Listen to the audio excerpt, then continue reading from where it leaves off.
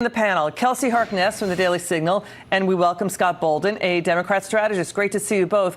Kelsey, first to you. We know that the Democrats were tough on the border 5 years ago. We were just talking about it just moments ago. They wanted to do a border fence and chain migration. The visa lottery goes away. This trek toward the U.S. border is very dangerous, Kelsey. Sickness, fighting, the threat of abductions, no guarantee of entry. Isn't it better to go through proper channels and apply to be an immigrant the right way from their home country? Absolutely, Liz. And Democrats' silence on this crisis is really doing nothing more than encouraging it. And that is actually encouraging what we're now seeing, which is a humanitarian crisis and a national security crisis. And I think Democrats know the base of their party is really pushing for no borders at all, complete open borders. And many of them know that they would be hypocrites if they actually came out and promoted that policy because, as you noted, just 5 years ago, they were saying the opposite. So instead, they're completely silent, and the mainstream media is letting them get away with it without asking them to take a stand. You know, Scott, Homeland Security Secretary Kirstjen Nielsen issued this warning about the Caravan. I'd like your reaction. Let's listen. This caravan is not getting in. There's a legal way to enter this country. Those who choose to enter illegally will be stopped. There is a right way to emigrate to the United States, and this is not it. There's a right way to emigrate. Your reaction, Scott? You know the problem with the GOP and the immigration issue, and there are a lot of problems.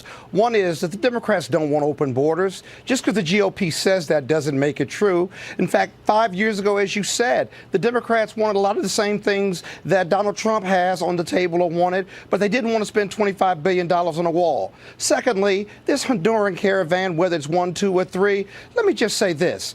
You all want to intellectualize their ability to go to their country and try to immigrate appropriately, like they can do that. It's not intellectualizing, it's the law, Scott. No, I'm sorry, forgive me. It may be the law, but let me make my point. Can I make my point? That's the way you're supposed to do it. You're suggesting that we're intellectualizing. Don't know what that means. You are intellectualizing it because these people are poor and disenfranchised. Understood. We are humanitarian. The least, the lost, and the left out. Absolutely. And we also have individuals who want to come in, Kelsey, to get a job. That's not under the asylum laws. I wasn't even done with my point. There's a lot of young men in that caravan. We want to help the women and children and the poor for sure. We're talking about illegals trying to cross, as the Washington Post said, by sneaking past the Border Patrol.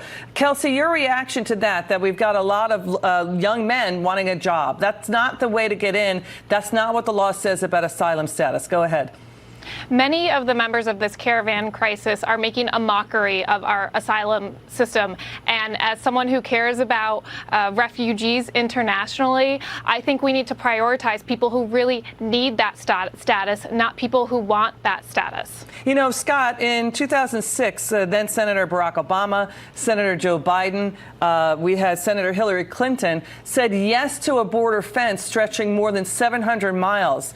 We have Kirstjen Nielsen of the Homeland Security Secretary unveiling a 2-mile stretch of the border wall. They were for it back then, and now they're not for it. Why the change of heart, Scott? That's just not true. It is true. Why the change of heart? They're not for a border wall. They're not for a border fence. The Democrats authorized monies for improvement in the fence. Larger fences, more effective fences, and what Donald Trump and the GOP want are new fences along the border that may or may not keep more people out. The fact of the matter is the caravan will come, the refugees, if they want asylum, they will be processed no matter what, and the idea that they can't get in just because they're coming from Honduras or just because they're going to create some issues. No, it's not just because they're coming from Honduras. They're not coming in the right way. Scott, that's the point. Forgive me. We have to end it here. Kelsey and Scott, thank you. You're going to be back in just a bit. And later in the